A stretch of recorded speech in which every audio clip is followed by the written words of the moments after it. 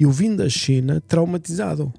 Eu vi carros de 20 mil euros que eram o mesmo que um carro europeu de 70 mil. De marca que você nunca ouviu falar aqui, né? Eu vi por umas 50 marcas, eles dizem que têm 300 marcas. Mas nós estamos a falar de uma qualidade.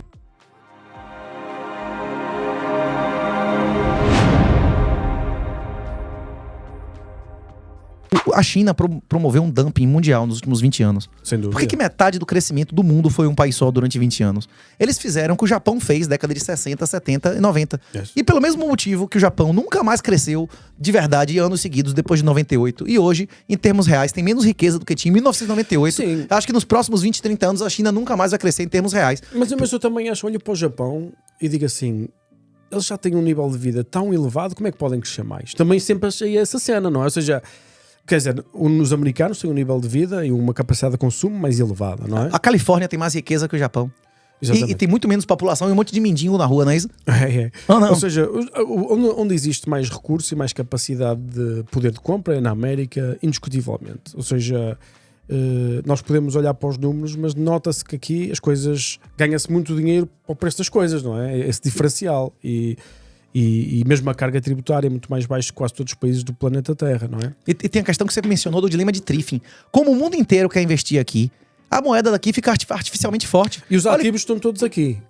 Porque uma pessoa, por exemplo, muita gente, repare nisto, Renato, a ver se concorda com isto. Muita gente diz, os Estados Unidos devem 37 trilhões. Já vieste este país? Porque este país é absolutamente incrível. Ou seja, o que eles têm, as empresas que têm, a infraestrutura que têm, a capital humano que têm aqui. Ou seja, a infraestrutura, bicho. Quantas usinas atômicas tem aqui? Os caras não constroem usina atômica há 20 anos e ninguém chega nem perto, não é isso? E a geografia também é absolutamente incrível do país e também deve ser uma das razões mais importantes do seu sucesso. Mas a questão é, apesar de eu, com a minha mente libertária, adorar que o Bitcoin fosse moeda de reserva mundial, e também adorava que isto tirava poder dos governos, por exemplo, de fazerem guerra, tirava problema, não é? Outras situações, mas eu compreendo que é preciso haver um big boy que controla o planeta Terra, senão ele não funciona. Ou assumimos que nos vamos compartimentalizar e vamos dividir em regiões, como já foi assim. Antigamente seria assim. Só que se tem que gastar, cada país terá que gastar muito mais em segurança, porque cada país terá, não é? Vamos imaginar, modelo económico da Alemanha. Era baseado na energia barata que vinha da Rússia, que já acabou, nas exportações para a China, que já acabou. Eu vim da China traumatizado. Eu vi carros de 20 mil euros que eram o mesmo que um carro europeu de 70 mil. De marca que você nunca ouviu falar aqui, né? Eu vi por umas 50 marcas, eles dizem que têm 300 marcas. Mas nós estamos a falar de uma qualidade. Mas isso é subsidiado, isso é fruto de subsídio. Todos esses carros, isso é dumping. É isso. Não é. Não é, Renato. Não tem subsídio. Esses carros da Tesla aqui não tem subsídio. O cara compra um Tesla, tem subsídio municipal, tem subsídio. Estadual, Sim. federal. Mas, tipo assim, metade do carro é subsídio, não é isso? Mas na China, eu olhei para os carros e existem fábricas espalhadas por toda a China que produzem os componentes que são utilizados por todos os montadores. Aquilo é um sistema super eficiente. Sim, é super eficiente, mas ele também é centralizado e também é baseado em determinação artificial de tabelamento de preço. Inclusive, quem mais matou cristão na história também foi o campeão de tabelamento de preços, não é isso? O Édito Máximo lá foi do imperador romano que mais matou cristãos, não é isso? Então, é isso, são coisas satânicas. Eu sou o caminho, a verdade e a vida, e não de tabelamento de preço é mentira, não é isso?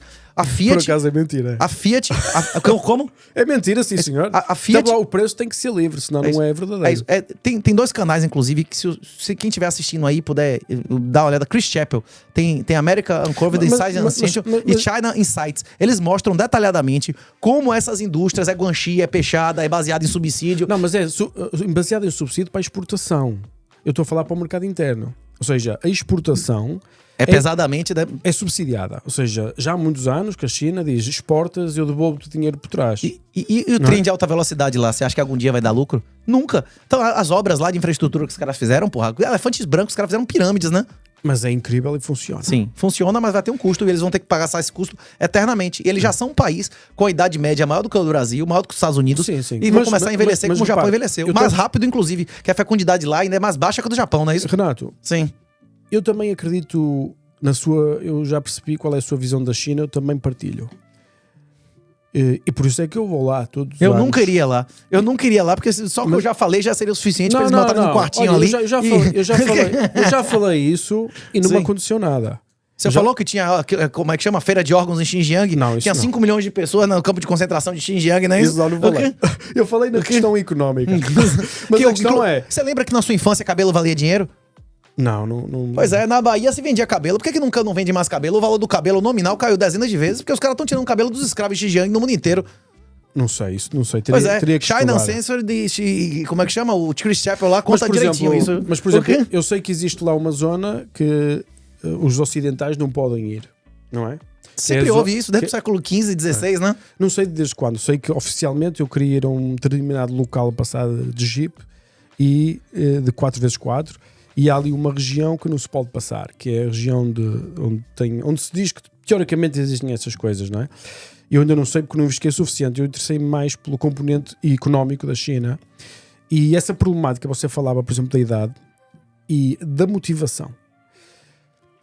Eu, nesta vez na China, estive a falar com muitas pessoas e perguntava-lhes que cada vez as pessoas têm mais formação e cada vez a juventude é mais parecida com o mundo ocidental. Em termos de comunicação, antes era muito difícil uma pessoa comunicar com os velhotes, não é? Ou seja, um chinês de 70 anos, eu quase que nem consigo falar a mesma língua com ele. É mais por gestos e merdas assim. Mesmo que uma pessoa fale e que haja um tradutor, não funciona. Depende do nível também, né? Se Claro o cara... que depende do nível. Estou a generalizar.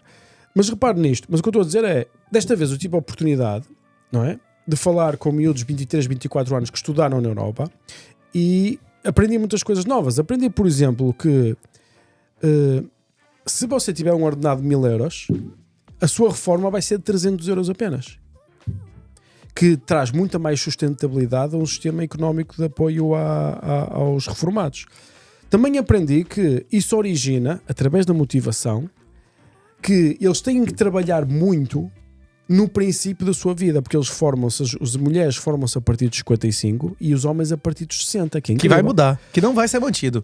Que é impossível matematicamente, eles vão mudar Pode isso. não ser possível, porque repara, se tiver que pagar apenas 30% da reforma e as pessoas já tiverem as suas poupanças, as suas coisas, a sua infraestrutura, não sei, eu tinha que fazer contas e são contas complicadas. O que eu digo é um país que tem o problema da centralização, Sim. que eu critico muito, porque se escolher o caminho errado e se for um caminho errado a longo prazo, é muito pior do que ser um caminho errado a curto prazo. Ou seja, quanto mais se desloca para o sítio errado, pior fica. Portanto, eu acredito que a centralização tem os seus problemas, mas o modelo económico utilizado pela China funcionou para a melhoria da comunidade, da melhoria da qualidade da população. Inclusive da população portuguesa e brasileira, que teve acesso a toda porra toda do barata. planeta Terra. Foi uma coisa brutalmente desinflacionário. E repare, eu acredito que neste momento devem existir uns 400, 500 milhões de chineses que vivem melhor que os brasileiros. Atenção. Com certeza, que o E brasileiro melhor médio, isso. Que o brasileiro médio. E vivem melhor que o português médio. Porra, você Shenzhen, Hong Kong, puta que pariu, Não, bicho. cidades que eu nem sei o nome, com 2 ou 3 milhões e com uma infraestrutura impressionante. Foi o que eu lhe falei lá que a gente tava batendo papo. Tipo assim, as cidades brasileiras grandes não tem comparação com as cidades Não, a cidade que eu nasci. A minha cidade tem 3 milhões de habitantes. Ela não tá nem entre as 5 maiores do Brasil. Ela seria a segunda maior cidade da Europa, não é isso? Exato. Na China não estaria nem entre as 100, não é isso? Mas, por exemplo, nós olhamos para a infraestrutura do Brasil, é uma anedota à beira da China. É uma coisa... Eu digo-lhe, eu olho para o que a China fez e com todas as críticas que eu tenho ao sistema político utilizado, não é? Que eu não sou propriamente, digamos, comunista, mas aquilo em termos de desenvolvimento económico funcionou. O que a União Soviética fez foi um milagre? A União Soviética saiu de um país eminentemente agrário para ter bomba atômica em 20 anos, não é isso? Sim. E mandar a gente pro espaço em 30. Isso foi um milagre ou não foi? Eles mandaram gente e mandaram satélite antes dos Estados Unidos ou não? Mas passava Hein? muita gente de fome ainda. Isso. Ou seja, Mas na é isso. China, eu sei É que isso. ainda existe. Eu sei que ainda eles não tiraram da pobreza todas as pessoas. Mas olhando para o que já fizeram, mesmo saindo da propaganda das cidades principais, que são incríveis e é muito para fazer barulho, mas entrando na parte, digamos, até... dos campos e onde existem vilas e aldeias, eu não posso dizer que a China não é já um dos países mais envolvidos do planeta Terra. Miguel, o negócio é o seguinte: durante mais de 90% da história da humanidade, da história escrita dos últimos 10 mil anos, os países mais ricos do mundo eram a Índia e a China, não é isso? Isso por acaso não sei, mas você No Império Romano já tinha 4 vezes mais gente na Índia e na China do que no Império Romano. que no auge não deu 40 milhões de pessoas, não é isso? Não sei, É isso. eu não sei. É isso. Sempre teve muita gente na Índia e na China. Sempre Esse deu. é o normal da história da humanidade. É a Índia e a China se alternarem entre o lugar que tem mais gente e que tem mais riqueza, não é isso? Ok. Como é que um país como Portugal vai disputar riqueza com um país que tem 1,5 Sim, bilhões de isso é- habitantes, não é isso? é impossível. Ou não? Hein? Isso é impossível, não é isso? Agora, você tem que ver... Mas, por exemplo, se for per capita é possível. Olha para a Suíça, olha para os países Pois é, nórdicos. Portugal, per capita, dá tipo, uma surra na China, não é isso? Já não está muito longe, cuidado. Já esteve mais longe. Ou seja, Portugal per capita deve ter um PP de 40 mil e a China deve estar já para 24. E estamos a falar de muita gente ainda pobre. Ou seja, o trabalho e a motivação produz um milagre económico nos países. Mas nesse caso, E os- não foi e só os isso. chineses têm motivação e trabalham. Ó, por exemplo, o Brasil cresceu esse ano 3,5%. Com um governo com a corrupção sem precedentes. Você viu o que aconteceu no Brasil recentemente? Que o cara tirou o X do ar, se irritou com o Elon Musk, inclusive puniu outra empresa só porque o cara era sócio. O Starlink não tira um centavo do Brasil. O Brasil tá num colapso de instituições. Mas, Renato, mas diga uma coisa. Mas Cresceu, mas a qualidade de vida da população melhorou?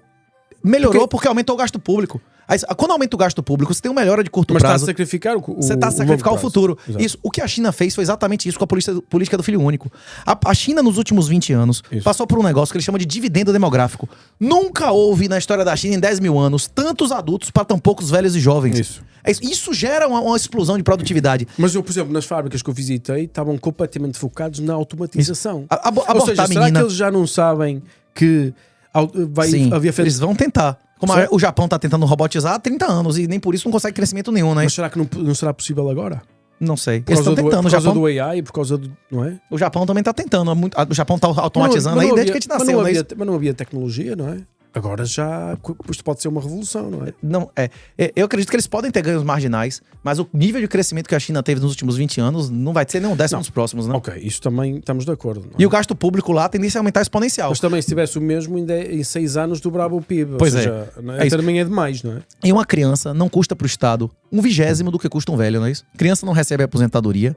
Criança não tem negócio de como é que chama? Remédio de diabetes, pressão Isso, alta. Isso. Tem custo muito inferior. Mas aquele estado é um bocado mais frio.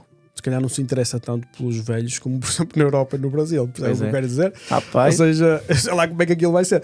A questão é, são mentalidades diferentes, são culturas completamente diferentes. Por isso é que eu gosto de visitar e ver com o meu próprio olho, vamos chamar assim.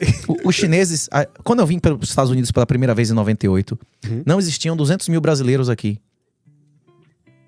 Quantos brasileiros o senhor acha que tem hoje nos Estados Unidos? Os Estados Unidos hoje, eu vou dizer um número à sorte, vou dizer 5 milhões. Tem 2 milhões. 2. Eu acredito que até o fim da próxima década vão ter 5, o senhor não acha, não? Quantos chineses de verdade, que eles chamam de rede de bambu, tem no exterior? É mais de 300 milhões. Rapaz, 300 milhões? tem o que eles chamam de rede de bambu, que são chineses, filhos e netos de chineses, não é isso? Pessoas que falam chinês dentro de casa. Tem mais gente e muito mais riqueza de chineses fora da China do que de brasileiros no Brasil. É isso. Eles chamam de rede de bambu. A classe média, os ricos na Indonésia, em Singapura, em um monte de lugar não são chineses? Sim, tem muito rico chinês. Sem Pois dúvida. é isso. Ou pelo menos que fala chinês. É isso. Agora, se esses caras... Na Malásia. É isso. A conta... tipo assim, foi o que eu falei. Durante mais de 90% da história da humanidade, os lugares mais ricos do mundo em acumulação, não em absoluto, não em proporcional per capita, Isso. mas os impérios Total, que tinham né? era Índia e China, porque tinha mais gente, não é isso? Isso. É isso. Essa riqueza, a questão é essa. Foi no início da nossa conversa. Se não valer a pena para as pessoas que têm riqueza ficar lá, eles vão ficar lá? Não. A tradição de lá, inclusive toda a família do mal, morreu 21 dias depois, né? Camarilha dos 4, não é isso? Eles mataram a mulher e os filhos e todos os parentes de mal. Você acha que esse Xi Jinping mandou prender, humilhou o cara que botou ele lá no último... Ele não prendeu, o cara humilhou publicamente. Podia ter prendido de manhã, mas ele queria que fosse na hora ali para ele ser humilhado. A tradição milenar lá é o expurgo. Xi Jinping quer que os filhos dele tenham Bitcoin ou não? Eu não sei. Ele quer que exista Bitcoin? Porque se não existir Bitcoin, talvez o filho dele não leve nada, não é isso?